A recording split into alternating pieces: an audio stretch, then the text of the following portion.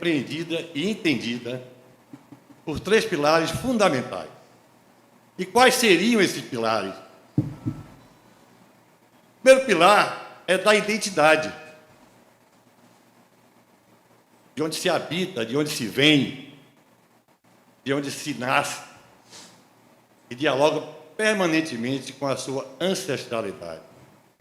A identidade não é uma assinatura, não é um polegar, não é um CPF, não é um RG.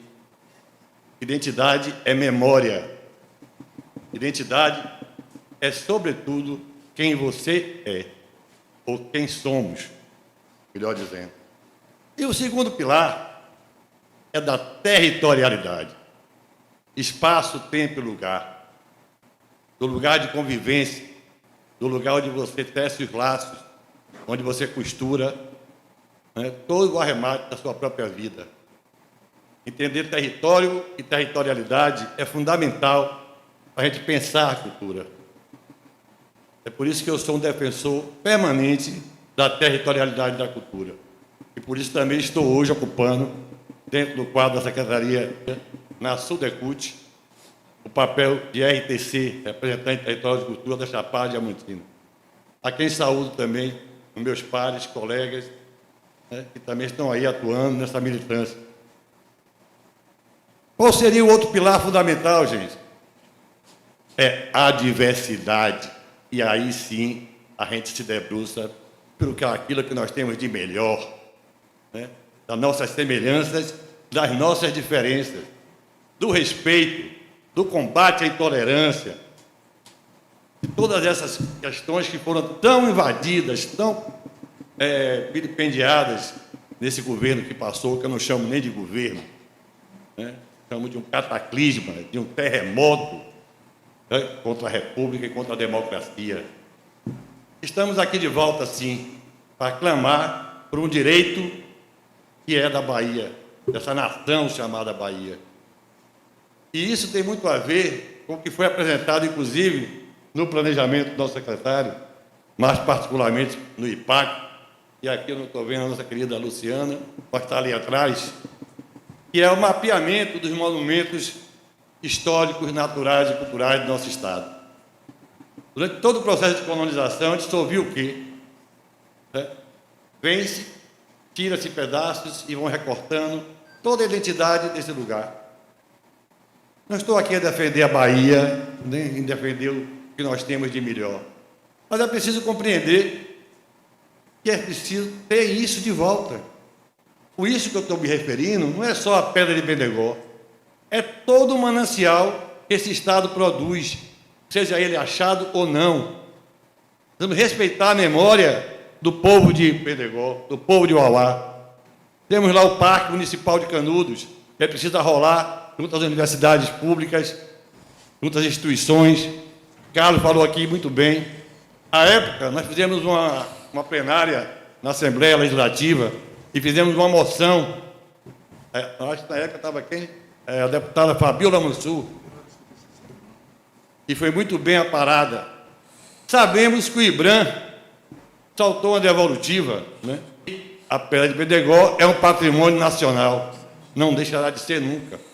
Acho melhor dizendo, é um patrimônio universal. É um patrimônio do cosmos.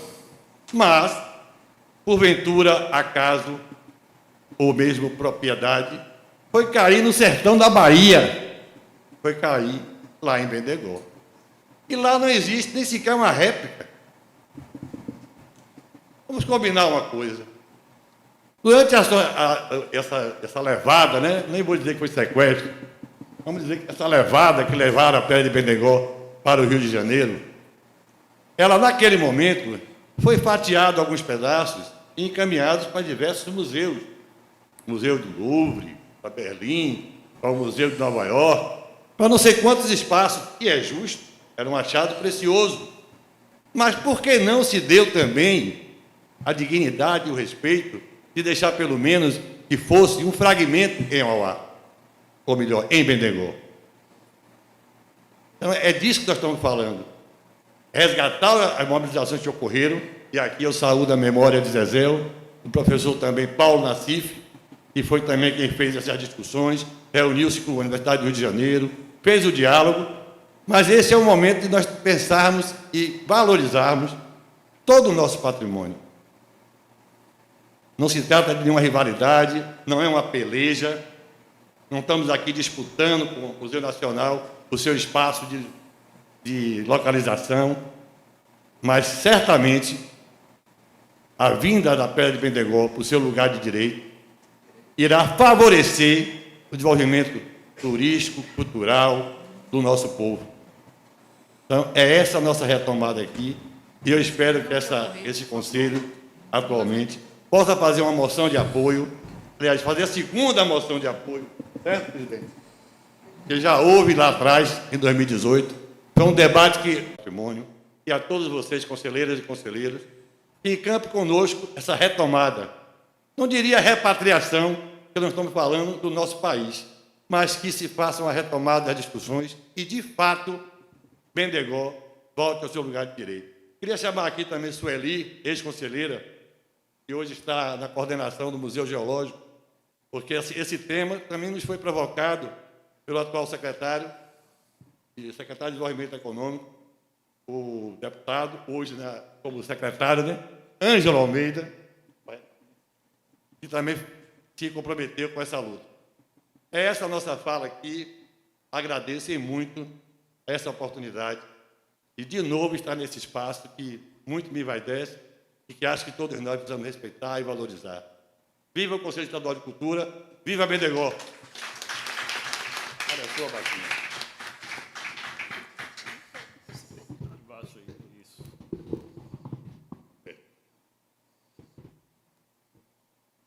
Está alto ainda. Tá alto ainda. Tá alto Eu ainda. sou pequena. Bom dia a todos e todas. Saudar meu caro colega, o conselheiro Carlos, o ex-conselheiro também, Emílio Tapioca. Saudar o meu secretário Bruno Silvio e o vice-presidente do Conselho. É um prazer gigantesco estar de volta a esta casa, onde fui conselheira por muitos anos. Trago aqui a posição da minha coordenadora do setor de mineração, petróleo e gás, a senhora Amanda Silva, e do nosso secretário Ângelo Almeida, no sentido de que nós nos empenharemos para buscar uma solução junto à Universidade Federal do Rio de Janeiro e ao Museu Nacional para que a Pedra de Bendegó possa voltar ao estado de origem onde ela caiu. Eu tenho, semana que vem, reuniões agendadas no sentido de conversar com especialistas a respeito desta possibilidade e envidar esforços para que nós consigamos obter mais apoio ainda para esta empreitada. Tanto o secretário Ângelo como a coordenadora Amanda Silva estão junto conosco nesta necessária luta para trazer a Pedra de Bendegó de volta para o seu estado original. Então, era isso. Obrigada. Bacana, né, gente? Bacana. Quando a gente vê o pessoal envolvido nisso, né? A Sueli, grande Sueli, minha parceira, minha amiga, que eu sempre perturbo, tá? Na Fundação Pedro Calmon, perturbava ela. Eu vou lhe perturbar com a Pedra de Bendegó. E eu quero agradecer, Silvio Portugal, pela oportunidade, Cara Guerreiro também, que sempre deu apoio para a gente aqui. Quero agradecer o apoio do Boquinha do Gás, que é um cara que também abraçou essa causa. Eu quero mandar um beijo especial para minha amiga Karine, que sempre acompanhou essa nossa luta, né, junto com a Isamar. Não, só eu. E o Ibram, gente, disse o seguinte, o Ibram, eu entrei em contato uma época com o Rio de Janeiro, disseram o seguinte, que tinha que estudar as probabilidades para ver se a pedra realmente teria um local ou se a Bahia tinha condições de ter essa pedra aqui. Olha. A mulher deu sorte porque eu não estava perto dela. Ela deu sorte. Tendo examinado a consulta dessa diretoria a respeito do posicionamento do Instituto Brasileiro de Museus, a IBRAM, diante do pedido de dirigentes universitários baianos, visando a devolução ao Estado da Bahia do meteorito de Bendegó, integrante do acervo do Museu Nacional, venho apresentar-lhe nossas considerações. Ainda que referido pedido não tenha sido formalmente oficializado, é procedente desde já a análise da questão, bem como uma tomada da posição clara, objetiva e inquestionável da parte do presidente da Câmara Municipal de Aporá, que também deu o seu apoio para que a pedra volte para cá. O prefeito da época da cidade, Ivonei Raimundo dos Santos, também apoiou. Genário Rabelo de Alcântara Neto, ex-prefeito, nosso querido Gênio, da cidade de Canudos, e também o presidente da Câmara Municipal de Uauá, todos eles apoiando a nossa causa. Está faltando o apoio de quem? De vocês.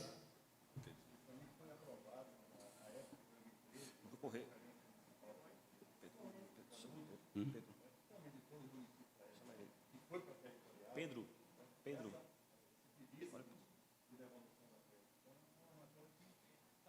É no que ocorrer?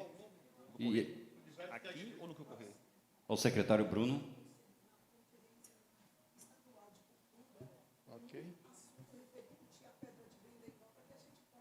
Fortalecer mais. Ok.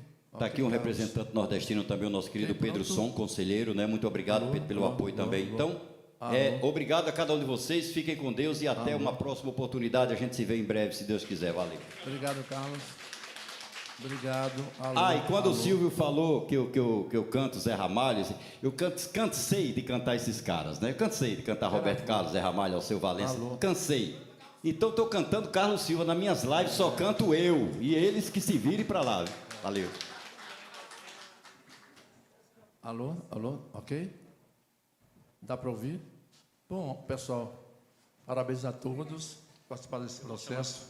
Enfim, essa pedra vai voltar.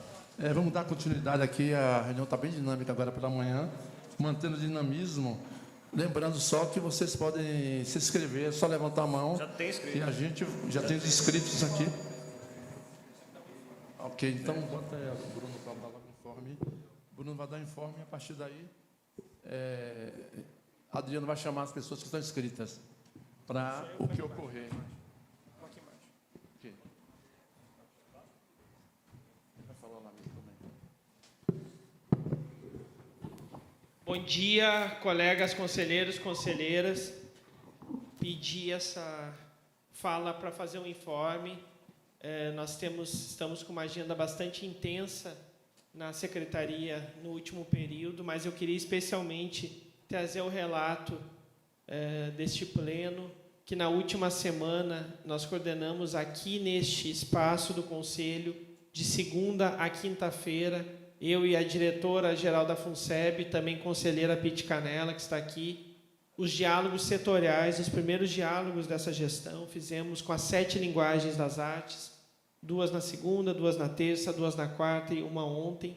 Foi um processo bastante exaustivo. Quero, primeiramente, agradecer ao presidente Silvio Portugal pela cedência do espaço aqui do Conselho.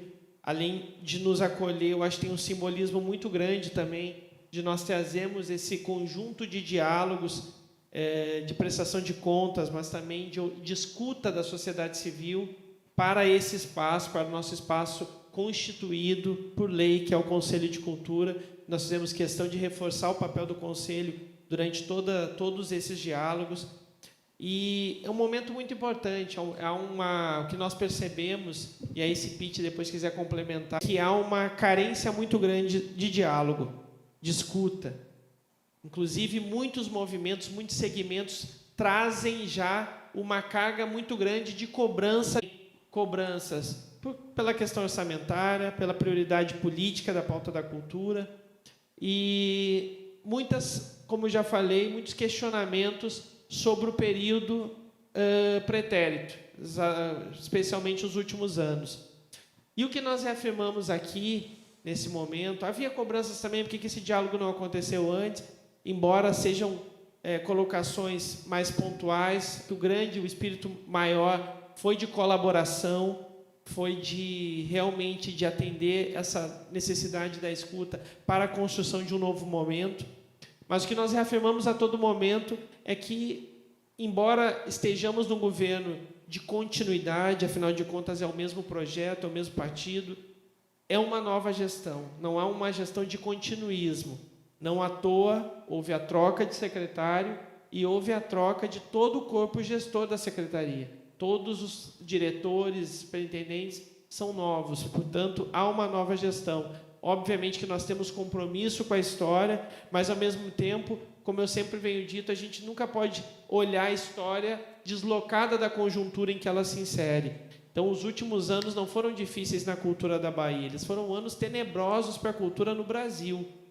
E o momento que nós vivemos agora, felizmente, é um outro momento, um momento de alinhamento, um momento em que nós temos a recriação do Ministério, a cultura voltou ao centro do debate político do país e nós, felizmente, voltamos a ter um orçamento, que é um orçamento, alguns questionam, é um orçamento emergencial, a Paulo Gustavo e a Aldir Blanc são orçamentos emergenciais. São emergenciais, mas eles são resultados de muita luta do setor cultural ao longo dos últimos anos e representam, meu caro Davi Terra, um orçamento que nós nunca antes vimos. Para se ter uma ideia, eu tenho citado isso, o orçamento da Secretaria de Cultura para este ano, o ano de 2023, é de 224 milhões, incluindo aí os 15 milhões previstos para o Fundo de Cultura. Só da lei Paulo Gustavo, nós teremos mais 140 milhões. Se juntarmos com a lei Aldir Blanc, provavelmente nós vamos passar dos 300 milhões, ou seja, supera o orçamento da Secretaria para o ano. É emergencial, é extraordinário? Sim, é emergencial e extraordinário. Mas, por outro lado, nos dá uma possibilidade muito grande de chegarmos, sobretudo aos territórios e aos fazedores e fazedoras de cultura, meu caro Tata Ricardo, que muitas vezes não tiveram nunca uma possibilidade de participar de algum edital, de ter algum tipo de financiamento público, de acessarem as políticas públicas, e com isso nós temos uma possibilidade ímpar de diversificação da cadeia cultural, de trazermos novos agentes para esse circuito, porque também do que serve a nossa ação, se não para isso, se não para enxergar os diferentes e ampliarmos, democratizarmos esse acesso. Eu citei aqui muitos dias, e faço questão de citar na presença dos senhores e senhoras, uma experiência muito linda que nós tivemos na semana passada, na visita ao Quilombo do Candial, lá em Feira de Santana, quando aquela comunidade nos apresentou os projetos que desenvolveram com o apoio da Lei Aldir Blanc. Foi a primeira vez que tiveram acesso a algum recurso público para a cultura e realizaram projetos lindos numa comunidade quilombola. E, a partir disso, já tem uma juventude lá super capacitada para disputar editais, para elaborar projetos, porque gostou disso, e eu não tenho dúvida quanto aqueles projetos agora virão melhores, melhor aperfeiçoados, sabe, mais incrementados, e com isso, com certeza, não só a comunidade do Candial, mas toda a cultura baiana ganha. Então, foi um momento muito rico. Nós estamos montando agora um painel de monitoramento de todos os encaminhamentos que nós recebemos. No que nós deixamos sempre muito claro aqui, no diálogo muito honesto, é que, claro que nós não teremos braços nem orçamento para dar conta de tudo que foi proposto, mas nós teremos um diálogo aberto para mostrar os encaminhamentos que estão sendo dados e onde nós temos limitações, para conseguirmos também elencando um plano de trabalho para o período, que não se encerra agora, que não se encerra nesse momento. Então, acredito que a gente avance com isso, a gente promove avanço, realmente, sobretudo, estabelecendo uma nova dinâmica de diálogos permanentes, que não sejam momentos isolados ao longo do período. Então, isso tem um poder muito grande, transformador e ampliador da cultura. E, pegando o link com isso, eu queria também dar um informe sobre os editais, sobre a política de editais, que também tem sido algo de muitos questionamentos, inclusive, muitos movimentos, muitas entidades têm cobrado sobre isso, porque houve uma descontinuidade no edital dos eventos calendarizados. Os editais da Secretaria de Cultura, relacionados, ligados ao fundo, datavam de 2016, dos eventos calendarizados, mais especificamente 2016, das ações continuadas 2017. Eles passaram por sucessivos processos de prorrogação, sobretudo por conta da pandemia, considerando o período de emergência. O dos eventos calendarizados teve 4 prorrogações, sendo que a última foi expressamente com a condição de que era a última prorrogação, que ele não poderia mais ser prorrogado. e esse edital se encerrou no dia 31 de dezembro. Das ações continuadas, teve 3 prorrogações, e nós conseguimos agora, junto à PGE, uma 4ª prorrogação por mais um ano, que está sendo aí publicada já nos próximos dias. Para suprir dos eventos calendarizados e também de mobilidade cultural, nós estamos lançando, nos próximos dias, um edital emergencial, que vai chamar Bahia Terra da Liberdade, que ele não pode ter o mesmo nome dos eventos calendarizados, sendo que esse está em formulação, e abarcará conjunto de eventos. Óbvio, é um novo edital. Não há segurança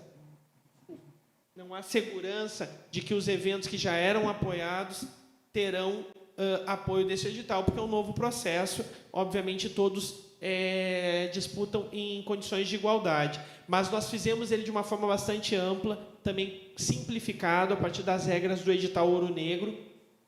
E hoje, até então, o edital que venceu em dezembro apoiava 11 eventos calendarizados. Esse edital abre a possibilidade para 22 eventos, também com uma amplitude maior, tendo em vista, né, a necessidade de ampliação. Mas, enquanto isso, nós não estamos parados desde janeiro, quando nós tomamos conhecimento, ainda na transição, dessa questão dos editais, nós estabelecemos um grupo de trabalho junto com a PGE para a reformulação dos editais como um todo, de forma definitiva, já levando em consideração o MIROSC, por exemplo, que é a nova lei federal, o marco regulatório das organizações da sociedade civil. Afinal, os editais que estavam em curso não tinham essa atualização. Então, nós estamos nesse trabalho para já trazer uma proposta atualizada e que traga um caráter mais permanente e também mais desburocratizado, mais simplificado naquilo que foi possível. Obviamente que isso gerou um ruído, porque havia alguns eventos programados para o início do ano e que acabaram tendo sua descontinuidade. Mas estamos trabalhando numa solução para dar, de fato, um tratamento igualitário e, de forma permanente, mais simplificado para o próximo período. Inclusive, nós chegamos a ser provocados, presidente. Mas não tem, a gente precisava ter uma solução específica para esse evento, que é um festival importante, e vai acontecer agora. Qual é a orientação jurídica que nós recebemos? Se nós damos um tratamento diferenciado fora do edital a alguma entidade, nós estamos prevaricando e automaticamente desclassificando essa entidade de participar de novo edital por ter recebido um tratamento diferenciado agora. Então, eu sei que às vezes é complicado, é doloroso para algumas entidades, mas nós estamos fazendo tudo para dar uma solução de fato, que não seja só emergencial, que seja para o período, que nos dê segurança jurídica enquanto ordenadores de despesa e que dê, de fato, mais tranquilidade para as entidades que vão se inscrever, que vão participar desses processos, para terem apoio ao longo do período. Então, eu queria deixá-los e deixá-las a par de todo esse processo, que é um processo bastante árduo, mas com certeza são caminhos necessários para a construção deste momento, que nós precisamos também de políticas mais concretas e de forma mais organizada, mais respaldadas e com orçamento também de forma mais democrática. O que nós temos dito, falei durante os encontros setoriais e reafirmo aqui perante este Conselho, é que os recursos do fundo e os recursos públicos para a cultura não têm dono. Quem participa de editais há muito tempo o faz por mérito e nós temos todo o reconhecimento. Ninguém, por participar há muito tempo, se tornar dono do recurso ou ter uma cadeira cativa nos processos. Os processos são democráticos, são livres, são dentro da legalidade e assim precisam ser para que nós garantamos que o recurso, de fato, atenda as mais diversas manifestações e fazeres culturais da Bahia sem qualquer tipo de privilégio ou distinção. Afinal de contas, o recurso público é para isso também, para incentivar, fomentar novas manifestações culturais, novos fazeres culturais, e nós conseguimos diversificar o fazer cultural na Bahia. E, por fim mesmo, dar um informe também que no dia 11, próximo de maio, o nosso presidente Lula vem a Salvador lançar a Lei Paulo Gustavo, será o lançamento nacional da lei aqui em Salvador. Então, autoridades de todo o país estão convidadas para esse evento, que será na Concha Acústica, e, obviamente, o Conselho está convidado. Nós queremos até combinar com uma reunião do Conselho para aproveitar e viabilizar a vinda de todos os conselheiros e conselheiras a Salvador para este momento. Então, nós estamos dialogando para antecipar nossa reunião de maio para o entorno do dia 11, para aproveitarmos essa possibilidade e podermos, enquanto Conselho, também prestigiarmos esse momento tão relevante para a cultura, com a presença do nosso presidente, porque isso também é uma demonstração muito grande, não só da importância que a Bahia tem, mas dessa retomada da cultura no Brasil. É isso, obrigado. Obrigado. Obrigado, conselheiro Bruno Monteiro. Pessoal, vamos partir para o que ocorrer agora. As pessoas que se inscreveram, né, vão ser chamadas por Adriano aí, logo depois a gente vai encerrar a sessão. Por favor, Adriano, pode fazer a chamada dos nomes. Pronto. Nós temos alguns inscritos. Eu tinha sido o primeiro a me inscrever. Só vou fazer logo minha fala, então, como eu tinha sido... Escrevo, sim. O colega lá no fundo também pediu inscrição. Não sei o nome, só... Leone. Certo. E vamos tentar estabelecer o tempo de 3 minutos e cumprir esse tempo, por favor. 2 e mais 1, pode ser? Carlos Silva. Certo. Então, eu vou iniciar. Peço que controlem o meu tempo. Vou tentar também cumprir o tempo. Aproveitando para iniciar, eu queria saudar a Cuca, que está aqui presente, em Relações Institucionais também, sempre aqui acompanhando nossas sessões. Obrigado, Cuca, pela presença. E registrar também a presença do conselheiro Cacau Novaes, que é suplente, hoje está na titularidade. Ele deu uma saída, parece, mas estava aqui no plenário até poucos instantes. E, continuando, parabenizar também o secretário pelos diálogos que aconteceram esses últimos dias aqui. Eu acompanhei mais detidamente o diálogo da turma do teatro, participei mais ativamente, virtualmente, inclusive. Acompanhei também o de artes visuais e ontem, presencialmente, o de audiovisual. E foi realmente um momento muito produtivo. E, como eu disse, parabenizar e solicitar que esses diálogos continuem, né? É importante, e a gente amplie cada vez mais essa participação, principalmente no interior da Bahia. Inclusive, dizer que ontem até foi uma sugestão nossa, que o recurso da Paulo Gustavo, se pelo menos 50% fosse dedicado ao interior da Bahia, já que a gente tem, né, a maior parte dos municípios do interior da Bahia. Então, quero aqui reiterar essa fala minha e pedir o apoio dos conselheiros também para que a gente faça esse encaminhamento de solicitação. Dizer também, parabenizar também o secretário em relação à resposta que a gente fez uma mobilização, inclusive muito rápida, através do nosso grupo, né, informal do WhatsApp, em relação ao credenciamento da CCPI, fazendo algumas solicitações, e agradecer a todos os conselheiros que contribuíram e assinaram esse documento. E nós tivemos já algumas respostas em relação a isso também já, né. O agradecimento foi prorrogado. Me parece que à tarde a Cristiane vai estar aqui também para falar um pouco sobre isso. E ontem à noite eu recebi, inclusive, né, uma resposta oficial protocolada pela Secretaria, que foi encaminhada, inclusive, já para os senhores, né, respondendo às nossas solicitações. Então, a gente fica feliz quando a gente solicita e é respondido. Esse diálogo continue também. Foi falado também aqui em relação à Comissão de Sistema de Cultura, né, e colocado que ela está com... não tem o suplente, não foi eleito suplente. Não sei se é o caso da gente também tirar aqui a indicação de um novo membro, já que não houve suplentes, né, para a comissão, para que ela possa conduzir os trabalhos. Tem? Então, tem que ser... Ele foi convocado? Então, né, para que seja convocado, então... Pronto, então, era só, porque eu não tinha conhecimento disso, não estava...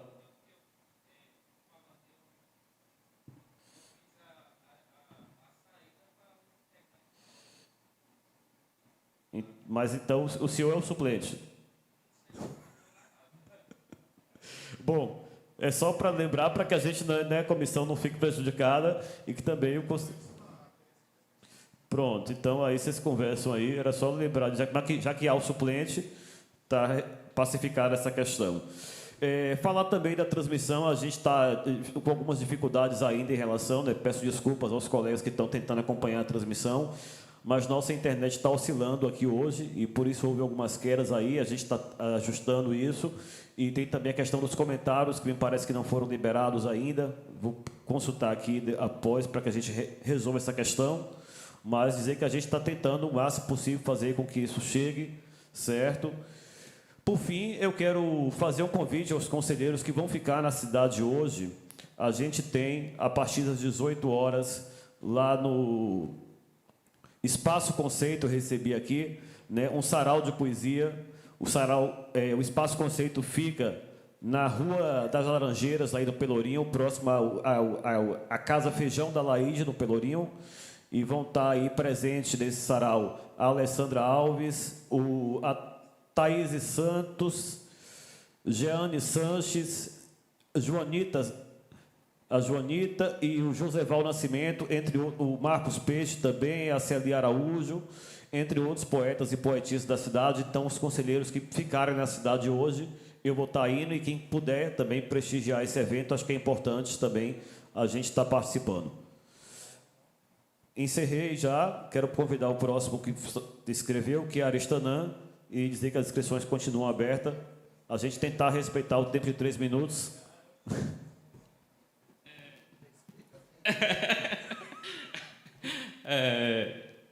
Bom dia a todos, todas e todes, né? Saúdo a mesa na presença do presidente, seu Portugal, do vice-presidente Adriano, do secretário e conselheiro Bruno Monteiro, a presença do presidente da Câmara de Patrimônio e sua vice, né? E aos demais, saudações aos demais conselheiros.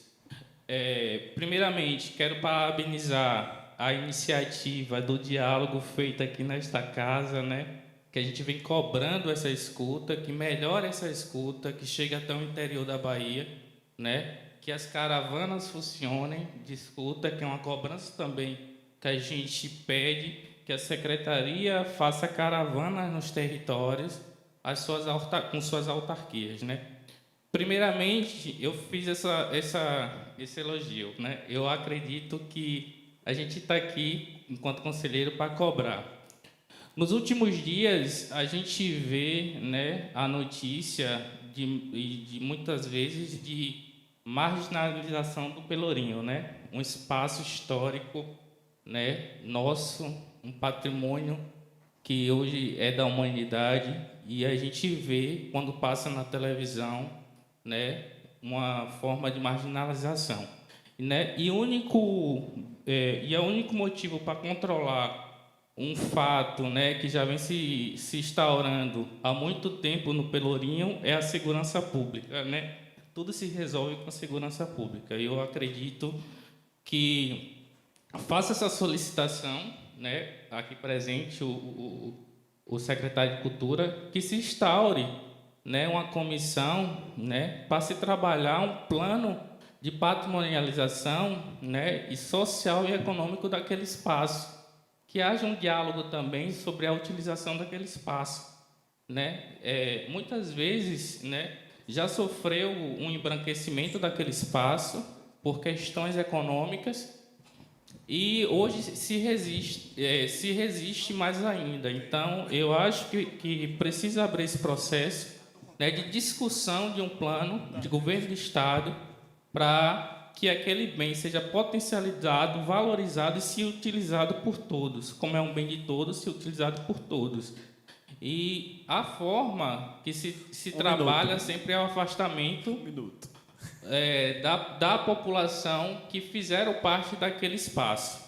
Segundo, né, solicitando ao secretário a recondução do comitê gestor, né, do plano estadual de cultura, né, que está desativado e precisa se reativar, porque se planeja trabalhar numa conferência, mas o plano gestor, o plano estadual de cultura já tem mais de 10 anos e a gente precisa atualizar ele, né, e trabalhar com as condições hoje de reconstrução cultural, né? E outra questão é a conferência, das conferências, né? Como é que está o plano de trabalho das conferências? Muitos fazedores e fazedoras de cultura estão nos cobrando esse retorno, essa orientação, porque está se trabalhando muito a Paulo Gustavo, mas a gente tem uma conferência também para se trabalhar esse ano. E outro pedido é que, já vou terminar, que se coloque dentro da Paulo Gustavo o financiamento, né, das bandas e fanfarras, que faz parte do contexto cultural da Bahia, né? Hoje a gente se dá, né, uma fragmentação dessas bandas de fanfarra, e muitas delas estão sumindo no estado da Bahia, que tem anos, são centenárias, e a gente precisa dar esse olhar para as bandas de fanfarra do estado. A gente, dentro da Câmara de Patrimônio, a gente já fez o processo de abertura, né, de patrimonialização como bem material do Estado, e a gente precisa também dar esse apoio, esse suporte financeiro, apoio também, e potencializar essas bandas e fanfarras no Estado. É isso. Obrigado, conselheiro. Conselheira Antônia é a próxima, na sequência, Bruna 70.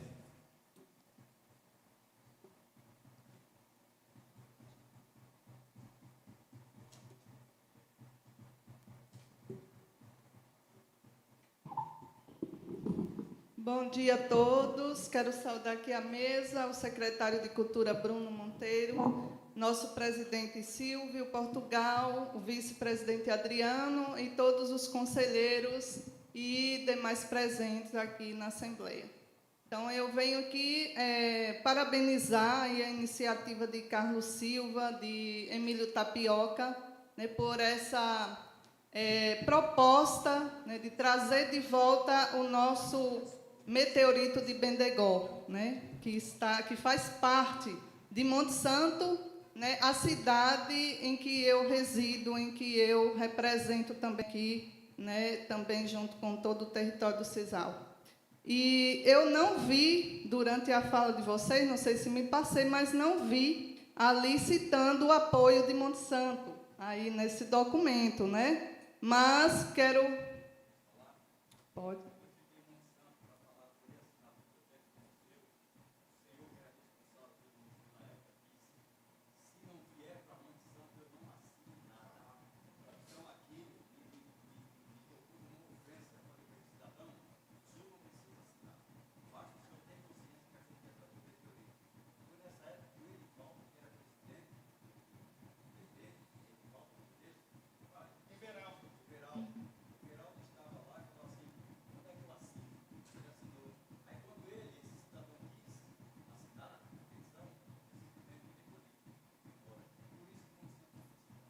É uma pena, mas eu quero aqui apresentar o meu apoio como uma pessoa de Monte Santo, como uma pessoa que valoriza a cultura e sabe da importância que é essa pedra, né, esse meteorito para nosso sertão baiano, né? E ali, dentro dessa história... Tempo.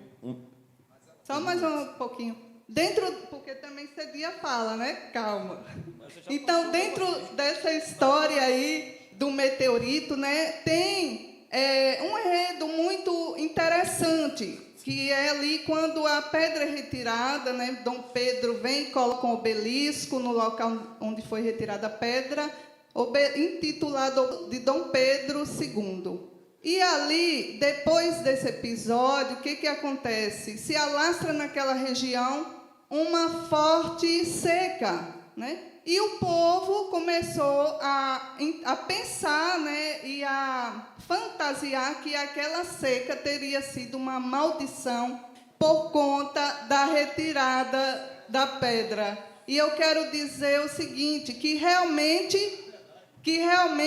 essa seca, hoje é entendida por nós de forma, digamos assim, metafórica, ela realmente foi uma maldição, porque retirou do nosso povo baiano o direito e a dignidade de ter a sua representação, eu digo, né, no seu contexto histórico, né? Então, que realmente nessa pedra volte ao seu lugar de origem, né? Hoje, Bendegó já não pertence mais a Monte Santo, mas naquela ocasião a pedra pertenceu sim a Monte Santo, ao município de Monte Santo, porque Bendegó fazia parte de Monte Santo. E quero também rapidinho aqui dizer 2 palavras quanto à Lei Aldir Blanc, da qual foi citada no início da nossa plenária de hoje, né, onde o presidente disse que houve um empancamento na Lei Aldir Blanc I em Monte Santo. Então, eu quero dizer que, graças a um grande conselheiro que fez parte dessa casa aqui, né, Salomão Pedro de Oliveira, em Monte Santo nós tivemos 140 proponentes da Lei Aldir Blanc que foram contemplados e mais de 160 artistas que receberam R$ 2.109. Eu digo isso com muita franqueza e com com muito orgulho de dizer o seguinte: foi o primeiro recurso na história de Monte Santo onde teve essa divisão democrática. E eu gostaria muito, muito de pedir a vocês uma salva de palmas para esse ilustre conselheiro Salomão Pedro, o qual defendo pela sua garra e pela sua luta em defesa do povo da cultura, principalmente aqueles que estão na ponta. Muito obrigada. Conselheira, aliás, ex-conselheira Bruna. Na sequência, é o conselheiro Pedro. Está aqui, logo após. Eu não quero... Deus me livre de confusão. Bom dia. Estou aqui relembrando bons tempos. Bons e não tão bons assim, né, Fábio? Eu saúdo essa mesa na pessoa do secretário Bruno Monteiro. E gostaria de saudar essa plateia em nome do meu maravilhoso, especial, espetacular presidente, eterno presidente Emílio Tapioca. Porque a gente passa, quando você chega para ser conselheiro, você passa por muitos momentos diversos daqueles que você discute no nicho da política municipal, né? É outro contexto, é outra forma de se discutir cultura. É, de fato, compreender como a política de cultura ela deve ser construída, como devem ser realizadas as escutas, quais são as oportunidades que nós, enquanto agentes culturais, temos para galgar recursos públicos. Então, assim, é muito mais complexo do que se imagina. Eu passo aqui, além de, por esse momento aqui de fala, não só para agradecer aos meus, né, que aqui estão. Eu tenho muitos amigos aqui dentro desse conselho, formei muitos amigos, né? Eu tenho minha amiga Sueli, tenho minha amiga Karina, e tenho os demais aqui, Fábio e os demais, que contribuem na minha formação enquanto cidadã e que contribuem também na minha formação enquanto agente cultural. Né, que a gente não deixa de ser agente cultural quando deixa de ser conselheiro. E digo que Carlos Silva está muito diferente. Cadê o Carlos Silva com aquela tradicionalidade? Eu senti falta, fiquei procurando você assim. Sim, mas você é lindo de qualquer jeito, não é por causa disso. Não, fique não. Cada um tem um lugar para todo mundo, né, Gilmar? Tem lugar para todo mundo. Bruna, um minuto. Outra coisa, só um informe. No dia 25 de maio, nós estaremos realizando o Encontro de Gestores do Território Litoral Sul. É uma ação do Fórum de Agentes Empreendedores e Gestores Culturais do Território Litoral Sul, em parceria com a Fundação Itabunense de Cultura e Cidadania, que é a fundação a qual eu faço parte, estou trabalhando atualmente na gestão. O convite já foi formalizado a este conselho e ao secretário, e eu estendo o convite à plateia, aos demais pares que aqui estão. Será uma atividade de fortalecimento e de discussão do nosso lugar enquanto gestor de cultura dentro da política, da construção de uma política que se almeja, né? Que a política de cultura ainda é muito recente, ela ainda precisa de muita discussão e de muito fervor, por isso que a importância desse conselho estar aqui atuante e de ter essas discussões aqui. A gente precisa da participação popular para que o reconhecimento então aconteça. Aguardo vocês lá, qualquer dúvida, podem entrar em contato com a gestão do conselho, que eu tenho certeza que eles têm os meus contatos. E vamos em frente juntos, que a política de cultura é um sonho de todos nós, inclusive do gestor, para que ela, eu tenho certeza que é um sonho dele, que ela tome corpo e siga forte, firme e com um senso de pertencimento que ela merece. Obrigada. Obrigado, Bruna. Conselheiro Pedro, na sequência, conselheiro Tata Ricardo. Pedro, tá depois...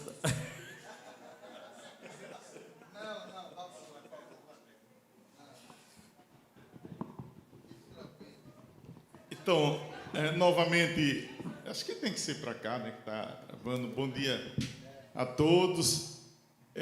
Deixe-me dizer, eu começo fazendo, inclusive, um pedido de providência, nobre Silvio, para a gente melhorar a internet daqui com relação à transmissão de hoje. A gente está com alguns grupos de cultura acompanhando e a grande reclamação era: o Conselho não transmite.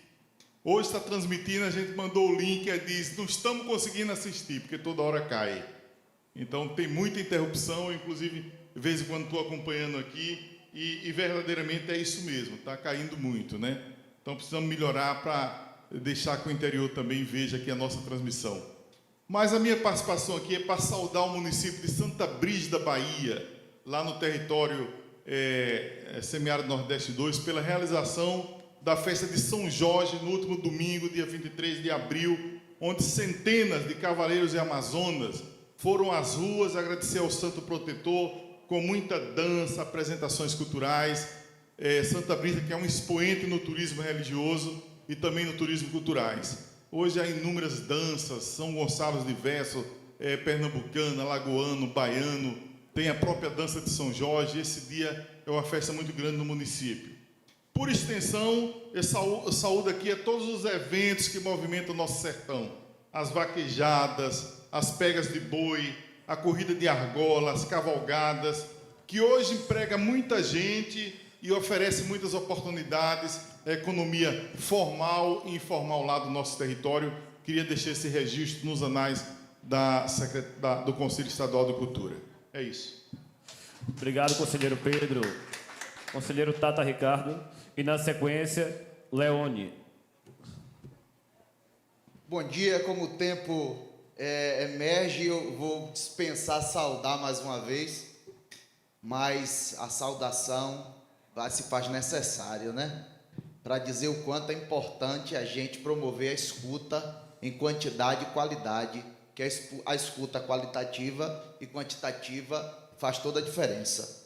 Eu botei alguns tópicos aqui, eu quero começar sem ler. Eu quero registrar, já fizemos ontem na sessão da Câmara, o pesar pelo falecimento da Nengo Agonguancesse, a Manhoga da Conceição, aos seus 98 anos, matriarca do terreiro Manzo Bandu Quenquém, conhecido popularmente como Terreiro do Bate-Folha, uma senhora que dedicou sua vida toda ao candomblé.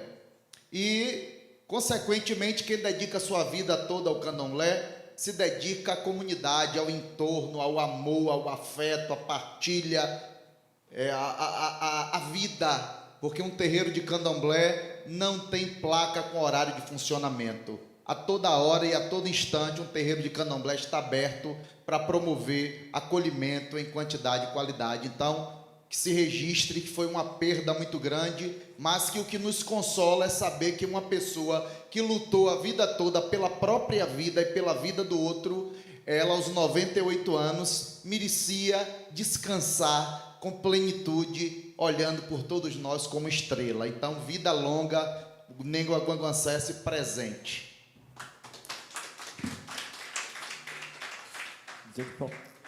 Faltou um minuto, viu? Faltou um minuto. Tá bom, obrigado. Quero também parabenizar ontem o Pai Pote. Pai Pote, que é uma liderança importante do Recôncavo da Bahia e de todo do estado, né, que está à frente do Bembé no mercado de Santa Amaro, que celebra a sua 100ª, 30ª, 40ª edição esse ano, que é a maior manifestação de candomblé de rua de um mercado que acontece na cidade de Santa Amaro da Purificação, no Recôncavo da Bahia. E aí eu vou correndo, viu? Ele recebeu ontem aqui na Câmara dos Vereadores, por autoria do vereador Augusto Vasconcelos, a medalha Zumbi dos Palmares, de forma muito assertiva, porque Pai Pote representa um legado, um homem negro, um homem de candomblé, um homem da periferia, um homem do recôncavo, um homem do interior, e vem à capital para ser homenageado e com a medalha Zumbi dos Palmares, de autoria da deputada, que por época, vereadora da cidade de Salvador, Olívia Santana. Então, parabéns a todos os vereadores que aprovaram por unanimidade também a indicação, e que mais pais e mães de santo, que mais fazedores e fazedoras de cultura do interior, do recôncavo, sejam homenageados, porque não dá mais para as honrarias ficar só na capital baiana e para os doutores e senhores pesquisadores que se dizem cientistas da cultura. Eu vou concluir, só um minuto. Eu quero aqui também parabenizar o secretário de Cultura, a nova gestão da Secretaria de Cultura do Estado da Bahia, na pessoa do seu secretário Bono Monteiro, por colocar o ar livre à escuta social para a lei Paulo Gustavo. A gente não pode construir um edital, seja ele de qual origem de recurso, Fonte 00, Fundo de Cultura, Federal, sem ouvir a população. Quem produz cultura é a população, não é a Secretaria de Cultura. A Secretaria de Cultura é o órgão gestor. Se tirar o fazedor e fazedora de cultura, a Secretaria de Cultura não serve para nada. Porque só tem cultura porque tem povo. Então, secretário, parabéns pela gestão. Isso já mostra um bom termômetro que o senhor chega com o pé no chão. E a gente quer um secretário com o pé no chão. Porque se o senhor não tiver o pé no chão, cai. Então, se a gente quer um secretário desse jeito, continue assim que a gente está feliz. Tá bom? E aí, por fim, para finalizar, porque já estão me cobrando aqui, eu tenho mais um aqui importante. Eu quero me juntar aqui, antes de ler, a Emílio Tapioca, tá? A essa luta aí, tá? Do trazer a pedra de Bendegó, ao nosso querido também Carlos Silva, desculpe, Carlos, está aqui. Eu não vou olhar para ele não, que eu já vou finalizar, ele está mandando eu parar. Então, dizer que é de fato e de direito, é patrimônio da Bahia. Se é patrimônio da Bahia, já chega, já diz Riachão, cada macaco no seu galho. Então, xoxuá, e aí o que é nosso é nosso. Se é patrimônio, não tem que discutir. Se foi dado indevidamente, a gente vai pedir essa reintegração, porque a Bahia tem memória e é dona do seu patrimônio. Inclusive, enquanto presidente da Câmara de Patrimônio, eu me coloco à disposição e acredito que o IPAC também deve se colocar à disposição, porque parabenizar a nova diretora do IPAC, doutora Luciana Mandelli, que tem também promovido essa escuta ativa, e a gente não deve produzir política pública sem escutar. Então, vamos fazer isso sim. E, por fim, eu já não sei mais nada que eu anotei. Eu quero parabenizar as novas integrantes do Tribunal de Justiça. Sueli está rindo, Bruna, todo mundo, porque Tata Ricardo é um furacão. Sou um homem de Lemba, na nação Iorubá é Oxalá, mas não é Oxalufã. Sou de Oxaguian, sou da guerra e meu juntor é Caianga, é Iansã. Então, eu não tenho problema em brigar. Agora, eu tenho problema em não ter paz, porque as brigas, a discórdia foi feita para a gente poder caminhar em paz e seguir, não com a injustiça, mas com respeito à diversidade e à democracia, porque ninguém tem que pensar igual. A gente só precisa respeitar o pensamento plural para que o ambiente seja singular em um único sentimento, que é paz e respeito. Viva a cultura! Obrigado. Leone, na sequência, Leone. E logo após, Carlos Silva. Tá? Você é o último.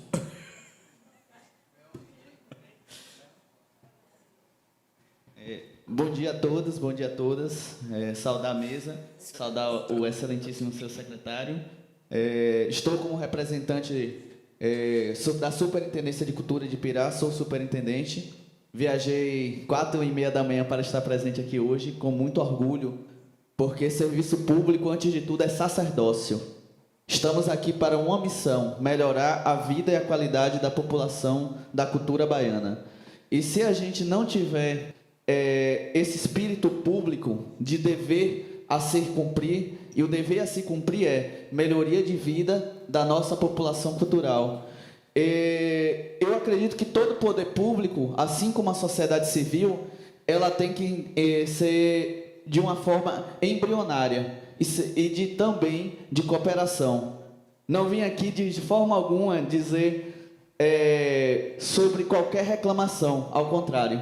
Vim aqui sugerir parcerias, dizer que a cidade de Pirá está de portas abertas para qualquer pessoa envolvida com a cultura e que queira contribuir num processo de construção. Dizer ao excelentíssimo seu secretário que é importante a gente visar o interior como uma fonte potente de cultura, economia e desenvolvimento social. Tenho pela minha cidade, que a qual tenho um maior orgulho, Ipirá, acabamos de fazer um centro cultural, revitalizamos um centro cultural, um mercado de artes, porque entendemos que cultura é para além dos eventos. O evento está contido na partícula chamada cultura, mas só que a cultura é o dia a dia, é a forma de fazer, de pensar, de agir e de ser cultura. Então, nesse pensamento, a gente está abrindo, nesse momento, as portas e também dizer que estou muito honrado em estar no Conselho Estadual de Cultura, porque ontem tivemos a audiência pública da reativação do Conselho de Cultura de Pirá, compromisso nosso e dever cidadão. Porque o Conselho de Cultura é que deve reger, junto com o poder público, a vida e o orçamento público. Então, esse é o nosso entendimento. Assim, honra-me muito sair de Pirá, defender a minha cidade, e que esses editais, aqui já é uma ideia, uma constatação que muitas cidades do interior, elas nem sequer possuem aparato audiovisual. É uma realidade. Não tem ou produção, alguns locais, ou não tem também aparatos para tal. Então, fazer com que esses editais possam também possibilitar a criação de aparatos de audiovisual, porque a Paulo Gustavo, na parte de audiovisual, é um montante considerável, e a gente precisa pensar essa vertente de uma distribuição equânime, de maneira democrática, e que chegue na ponta, porque quando a gente faz política pública e chega realmente na ponta, a gente está fazendo o nosso dever social, primeiramente, mas como gestor público, nosso dever a qual estamos todos instituídos para fazer. Muito obrigado, estou muito honrado de estar aqui e Pirá está de portas abertas. Obrigado. Carlos Silva. E logo na sequência, Tapioca.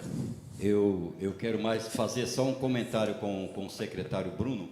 A gente sabe que está tendo uma enxurrada de dinheiro aí pela Lei Aldir Blanc, também pela Lei Paulo Gustavo, mas a gente queria, nós como município, nós queríamos, e eu estou lutando para que isso aconteça, de rever o FCBA, o nosso Fundo de Cultura, né? O nosso município já não recebe tanto, e seria interessante que, para dar uma força a mais para o nosso município, que nós tivéssemos aí o nosso FCBA voltando a funcionar, e que a gente tivesse um fundo de participação, para não estar com o Pires toda hora na porta do prefeito, né? Se o prefeito, né, tem um samba de roda ali, o cara quer R$3.000, a gente, né? Então a gente tem que valorizar, e na minha cidade é assim, gente, a banda de pífano, o samba de roda, não existe mais aquele negócio de vá lá que a gente toma uma jurubeba. Não, eles têm que ter um cachê digno, e para isso, senhor secretário, a gente precisa dar uma fortalecida no nosso FCBA. Eu quero me despedir de vocês dizendo de uma vez só: eu sou de uma cidade pequena chamada Caldas de Cipó e estou brigando nesse momento pela volta da Pedra do Bedegó.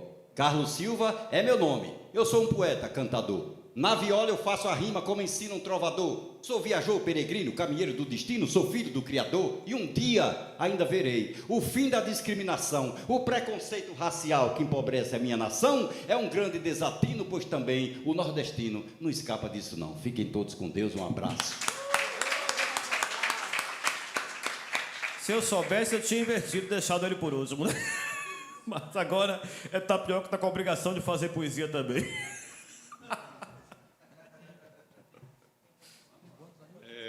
Bom, eu pedi para voltar, porque eu não posso deixar de agradecer o carinho, o afeto, quando a gente é citado.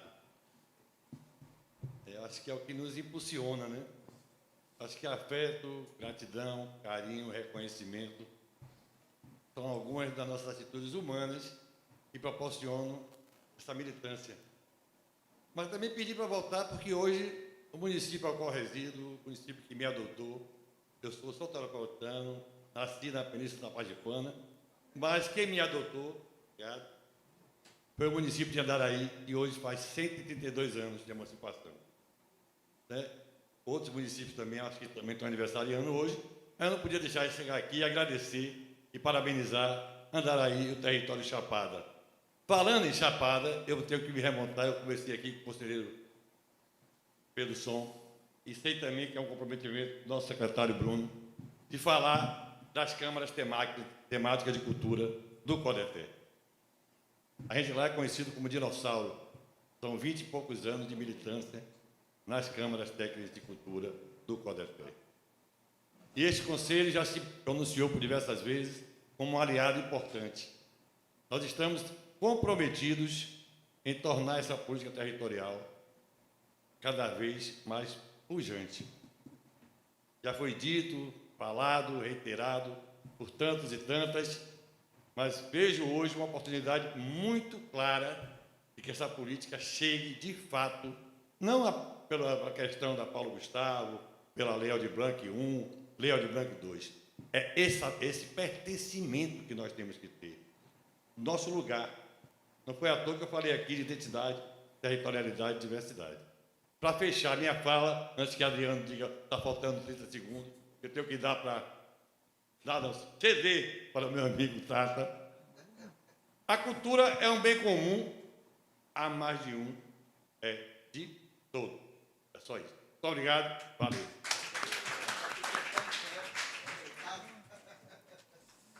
E aí, registra aí, por favor, eu tenho comprometimento com o meu povo. Secretário, não podia deixar de... A gente espera um mês para poder constar em ata, fazer, arrolar o que é que a gente está representando, quais as reivindicações. Então, eu não posso perder a oportunidade de dizer ao senhor que, por Zambiapungo, faça incluir de forma menos burocrática, nesse processo da Lei Paulo Gustavo e Aldir Blanc II, os terreiros de candomblé do estado da Bahia. Existe uma necessidade que o Estado repare toda a política pública que foi barrada, usurpada e negada das comunidades de terreiro acessarem. Mas a gente precisa reconhecer que todo esse processo de negação, a gente precisa construir um edital menos burocrático e mais acessível, porque os terreiros de candomblé necessitam de políticas públicas.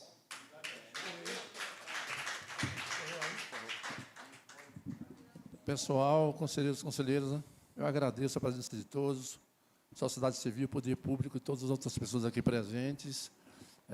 E nós estamos encerrando essa 4ª sessão plenária do Conselho Estadual de Cultura da Bahia à tarde, a partir das 14h30, mais ou menos, a gente está recomeçando a última sessão. Muito obrigado a todos e todas.